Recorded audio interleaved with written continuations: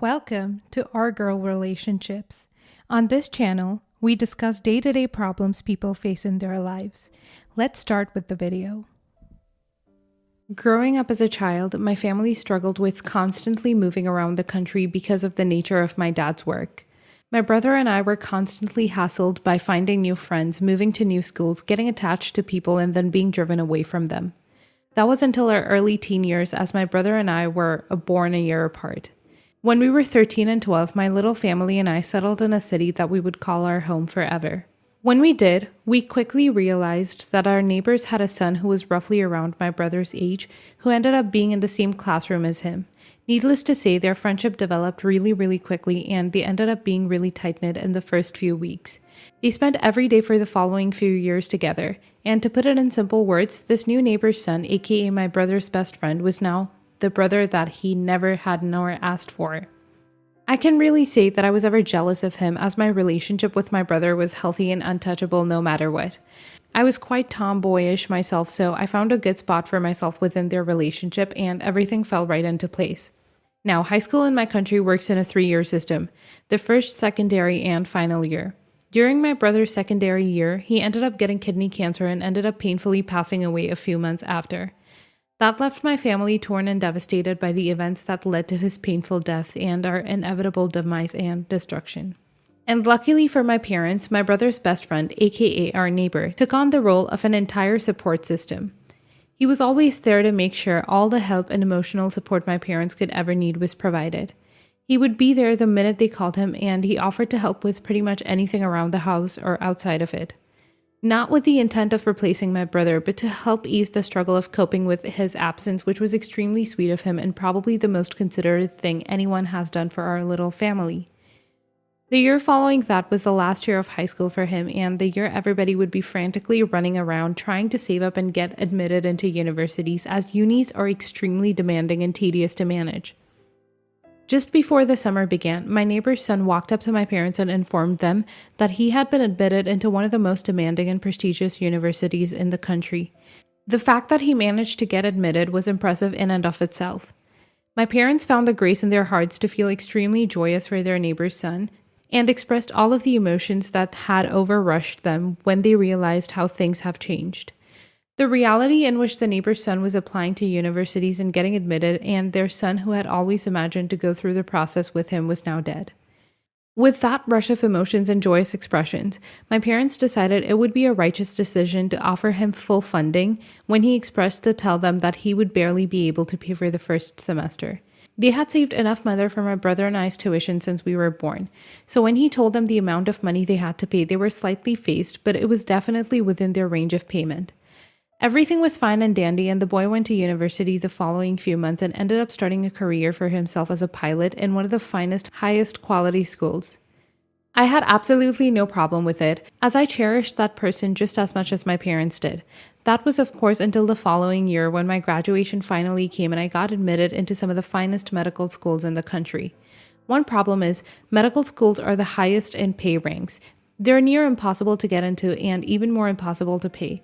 When I informed my parents that I had been admitted to the universities that I got admitted to, I was expecting them to ask me what my options were and how I was going to go about sorting them and deciding which one I would go for, as that's always been my dream and they were aware of it.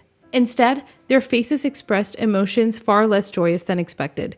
They told me that they were extremely sorry for their inability to pay for my tuition. Apparently, they had exasperated all of their financial capacities for college funds the previous year when they offered to pay for the prestigious university for the neighbor's son. Basically, my parents had given away my college funds to their neighbor's son because they were emotionally enticed in the moment and saw the light of their son flash in their eyes. Those were their literal words. Those literal words would mean I would have to spend the next few years of my life not studying, as I had always imagined and hoped, but working days in and nights out to provide the bare minimum for myself and pay for my college tuition, and not go for fancy prestigious medical school college instead. I did just that. The following few years were hell for me. I was very saddened by the events that had taken place, and I felt very undermined and robbed of my privileges. Nevertheless, I pushed through the next couple of years, and with the help of my parents, I started my journey towards becoming the doctor I've always wanted to be, and the doctor I've proudly been for the past couple of years. Now, I got my degree at the state university and started working a firm, and quite honestly, my life has been very stable and consistent, and I've been extremely happy and content with the events that led to the life I have now. I'm not sure what the neighbor's son's at in life, but whatever he may be, I'm extremely happy and content with the events that led to the life I have now. Update.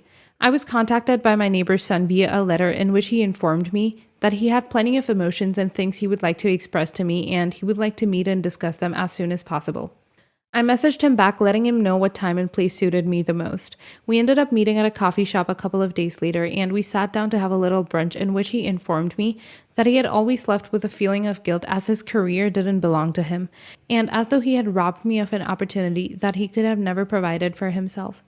He said that he was informed by his parents the following year that I had dropped out of the university and devoted most of my time to making money, which led him to assume that it was because of financial shortage, and he hasn't been able to shake off the mask of theft ever since.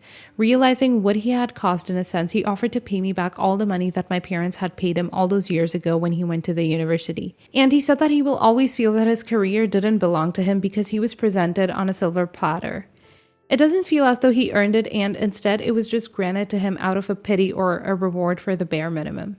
After it was robbed from the hands of someone else, and that someone else being me, I had to sit there and listen to him with an aching heart and an uneasy consciousness as he insulted himself for something that wasn't his fault, but rather a thing that caused good in his life, which he didn't feel belonged to him.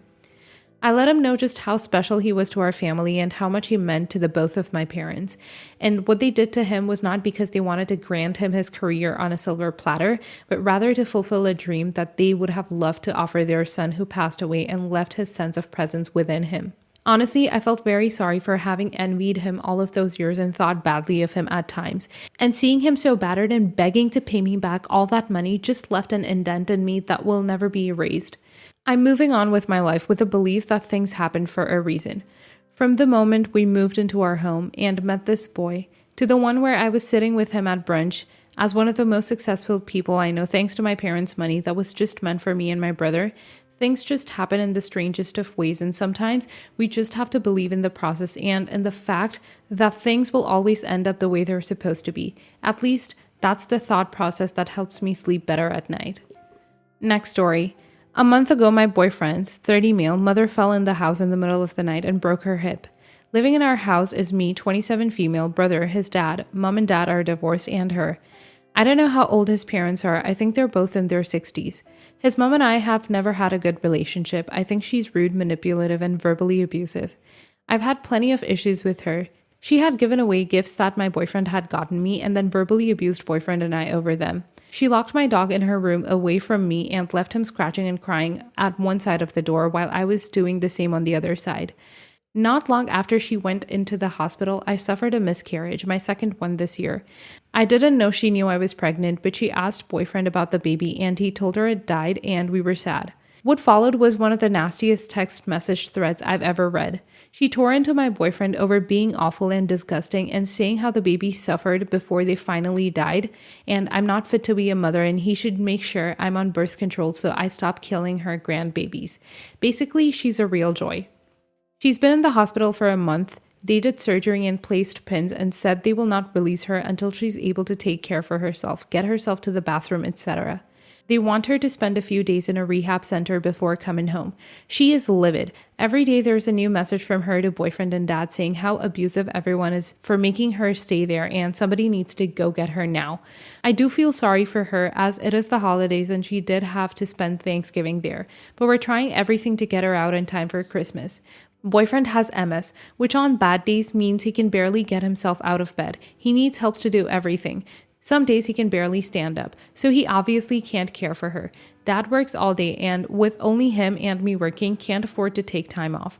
I guess she told the social worker that I would be available to help her so she could come home now. I said no, under no circumstance will I care for her. She's been nothing but horrible to me for 3 years, and I have enough on my plate with my boyfriend, our dogs, and now her dog. I have no doubt she'll be home for Christmas, so I'm not worried about that, but I do feel guilty that me saying no means she could be in there for another week or so. His dad is on my side and told the social worker that there is no way anybody in the home can care for her to the level she needs. Boyfriend is a little mad at me, so I'm feeling really guilty. Am I the a-hole? Not the a-hole. You were honest. There is nobody at home capable of caring for her at the level she needs. You and the dad have to work to support the family and thus cannot be home with her, and your boyfriend is not physically capable. This is completely out of your hands. The last thing you want is for this crazy lady to claim you were negligent in caring for her. No way should you make yourself responsible for her, because there are a lot of terrible ways she can use it against you. Protect yourself. Not the a-hole. You cannot look after two people. You'll end up having caregiver fatigue. Besides, based on her personality, she would just be as hateful to you while providing for her care as she is now. Also, how are you supposed to work while also caring for two people? Physically not possible. She needs to suck it up and do rehab so she can return home. Next story. I, 32 male, and my wife, 27 female, are doing decently financially.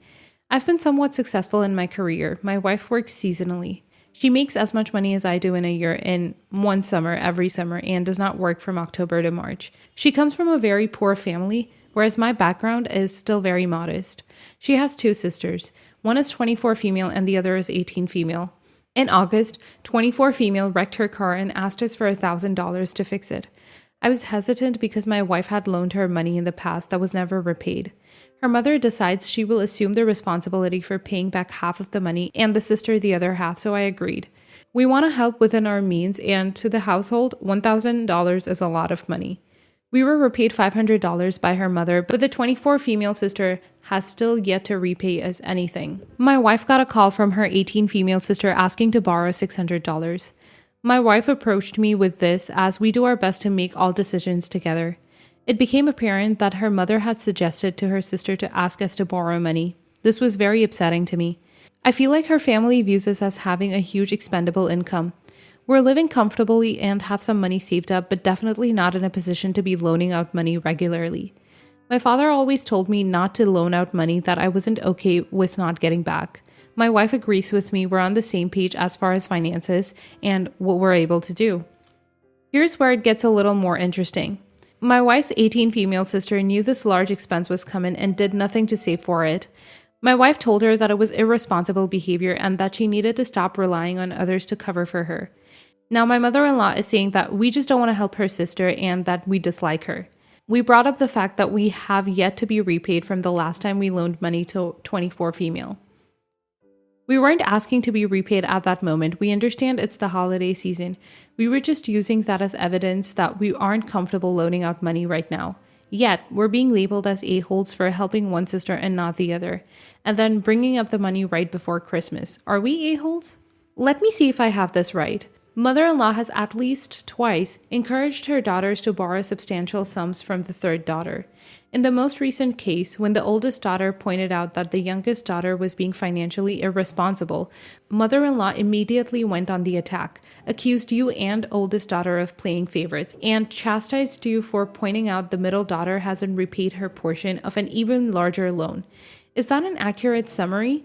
If it is, then you might want to frame it that way for mother-in-law and tell her that the situation has made you reconsider the wisdom of loaning money to family and that you won't be doing it now or in the future. I strongly recommend against telling her that it is causing tension in your marriage. She's sure going to jump on that as evidence that you are the problem. That is, if you were a better person, then you would allow your wife to influence you to be generous with her family, not the a-hole.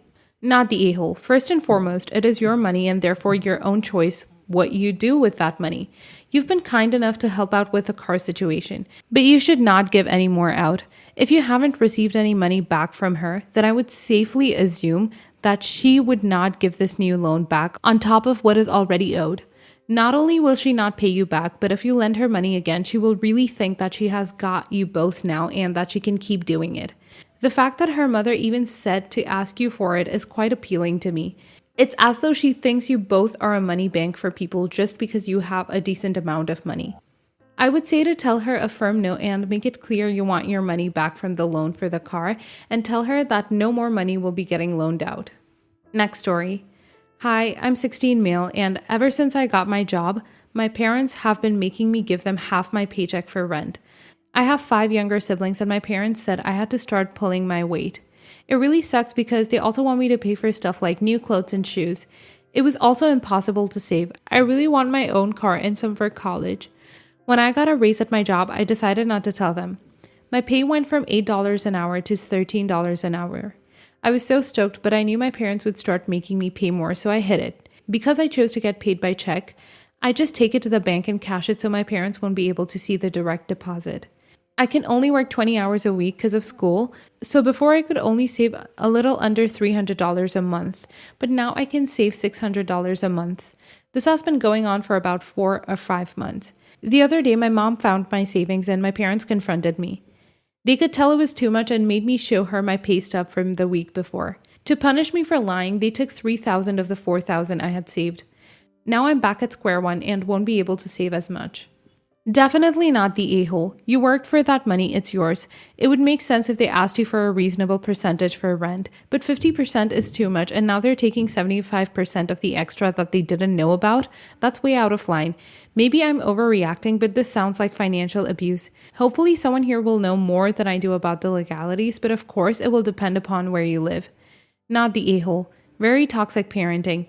They basically just robbed you. Does your job have a way to pay you through a payroll card? It's a debit card they put your paycheck on.